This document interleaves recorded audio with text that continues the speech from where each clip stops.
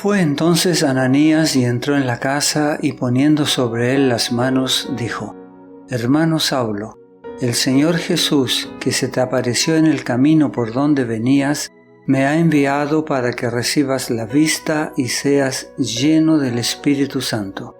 Y al momento le cayeron de los ojos como escamas, y recibió al instante la vista, y levantándose fue bautizado. Y habiendo tomado alimento, recobró fuerzas, y estuvo Saulo por algunos días con los discípulos que estaban en Damasco. Enseguida predicaba a Cristo en las sinagogas, diciendo que éste era el Hijo de Dios, y todos los que le oían estaban atónitos y decían: ¿No es este el que asolaba en Jerusalén a los que invocaban este nombre, y a eso vino acá para llevarlos presos ante los principales sacerdotes? Pero Saulo mucho más se esforzaba y confundía a los judíos que moraban en Damasco, demostrando que Jesús era el Cristo. Pasados muchos días, los judíos resolvieron en consejo matarle, pero sus asechanzas llegaron a conocimiento de Saulo, y ellos guardaban las puertas de día y de noche para matarle. Entonces los discípulos, tomándole de noche, le bajaron por el muro, descolgándole en una canasta. Hechos capítulo 9 versículos 17 al 25.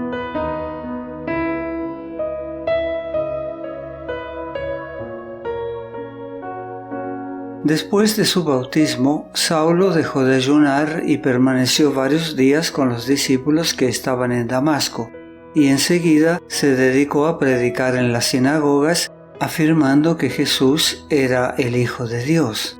Osadamente declaraba que Jesús de Nazaret era el Mesías por mucho tiempo esperado, que Cristo murió por nuestros pecados conforme a las Escrituras, y que fue sepultado y que resucitó al tercer día conforme a las Escrituras, después de lo cual fue visto por los 12 y por otros, y al último de todos, como a un abortivo, me apareció a mí.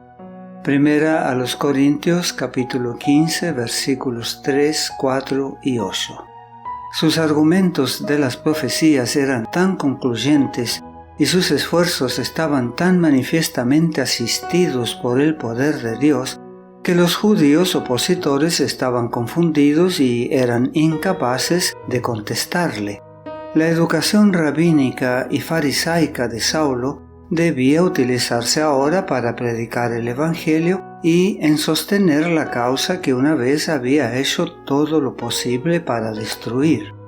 Las noticias de la conversión de Saulo llegaron a los judíos produciendo una gran sorpresa.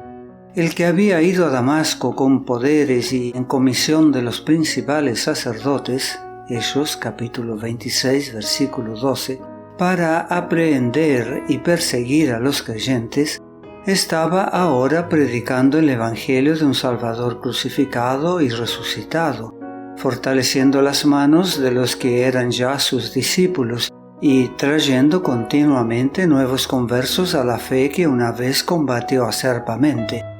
Saulo había sido conocido anteriormente como un celoso defensor de la religión judía y un incansable perseguidor de los seguidores de Jesús. Era valeroso, independiente, perseverante, y sus talentos y preparación le capacitaban para prestar casi cualquier servicio. Razonaba con extraordinaria claridad, y mediante su aplastador sarcasmo podía colocar a un oponente en situación nada envidiable. Y ahora los judíos veían a ese joven de posibilidades extraordinarias unido a los que anteriormente había perseguido y predicando sin temor en el nombre de Jesús. Un general muerto en la batalla es una pérdida para su ejército, pero su muerte no da fuerza adicional al enemigo. Mas cuando un hombre eminente se une al adversario, no solamente se pierden sus servicios, sino que aquellos a quienes él se une obtienen una decidida ventaja. Saulo de Tarso, en el camino de Damasco, podría fácilmente haber sido muerto por el Señor y se hubiera restado mucha fuerza al poder perseguidor. Pero Dios, en su providencia, no solo le perdonó la vida, sino que lo convirtió, transfiriendo así un campeón del bando del enemigo al bando de Cristo. Como elocuente orador y crítico severo, Saulo, con su firme propósito y denodado valor, poseía precisamente las cualidades que se necesitaban en la iglesia primitiva. Mientras Saulo predicaba a Cristo en Damasco, todos los que lo oían se asombraban y decían: ¿no es este el que asolaba en Jerusalén a los que invocaban este nombre, y a eso vino acá para llevarlos presos ante los principales sacerdotes? Saulo declaraba que su cambio de fe no había sido provocado por impulso o fanatismo, sino que se produjo por una evidencia abrumadora. Al presentar el Evangelio, trataba de exponer con claridad las profecías relativas al primer advenimiento de Cristo. Mostraba concluyentemente que esas profecías se habían cumplido literalmente en Jesús de Nazaret. El fundamento de su fe era la segura palabra profética. A medida que Saulo continuaba instando a sus asombrados oyentes a que se arrepintiesen y se convirtiesen a Dios haciendo obras dignas de arrepentimiento, Hechos capítulo 26, versículo 20, mucho más se esforzaba y confundía a los judíos que moraban en Damasco, demostrando que Jesús era el Cristo. Pero muchos endurecieron sus corazones y rehusaron responder a su mensaje, y pronto su asombro por la conversión de Saulo se trocó en intenso odio, como el que habían manifestado para con Jesús. La oposición se tornó tan fiera que no se le permitió a Saulo continuar sus labores en Damasco. Se fue a Arabia, Gálatas capítulo 1, versículo 17, donde halló un refugio seguro. Allí, en la soledad del desierto, tuvo amplia oportunidad para estudiar y meditar con quietud.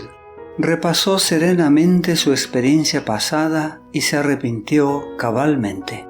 Buscó a Dios con todo su corazón, sin descansar, hasta saber con certeza que su arrepentimiento fue aceptado y sus pecados perdonados.